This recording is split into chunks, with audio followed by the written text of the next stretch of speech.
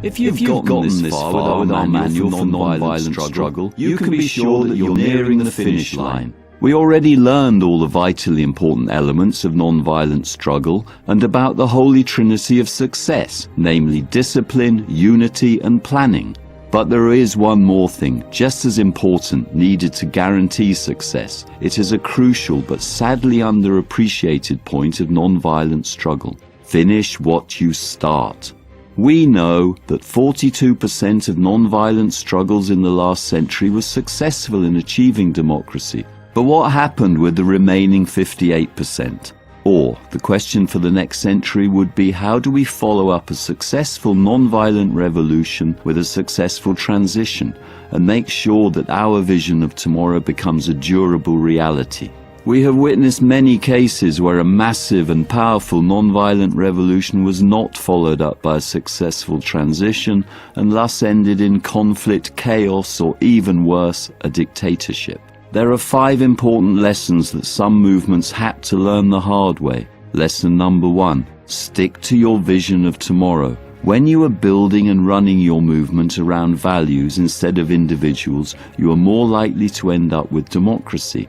Bringing Milosevic down was important in our Serbian struggle, but it is our vision of freedom, democracy and peace that led us through a successful transition once the dictator was gone. Lesson number 2. Don't call game over too early in the process. Non-violent struggles are very much like video games where each level is followed by a more difficult one. It ain't over till it's over. So, if you declare your movement a success too soon and send your activists home, you might end up in a situation like they have in Egypt right now. After Mubarak fell, activists figured they won, only to watch the Muslim Brotherhood and the powerful military take control of the country. By not anticipating this, activists who were so successful at mobilizing people in the streets of Cairo and unifying them set themselves up for major disappointments. That's why we'd like to remind people that President Kennedy didn't just promise to send astronauts to the moon, he also promised to bring them back.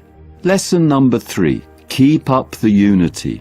Plenty of people have started small, won the big victories, declared success at precisely the right moment, and then watched in horror as everything fell apart before their eyes.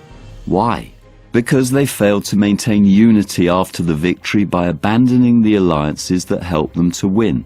Very often it's easier to keep up unity while your opponent is in power, because you have this bad guy as your main unifying factor. Look at the Ukraine, where the 2003 success of the Orange Revolution collapsed within months because democratic leaders Yulia Tymoshenko and Viktor Yushchenko, who united in defeating the bad guys, were so quick in starting conflict amongst themselves, and victory turned into defeat.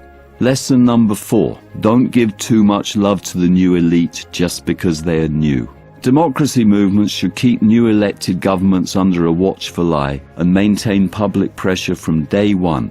Just 1 week after Milosevic stepped down in October 2000, the Serbian protest movement launched the campaign "We are watching you," putting immediate pressure on the new democratic government.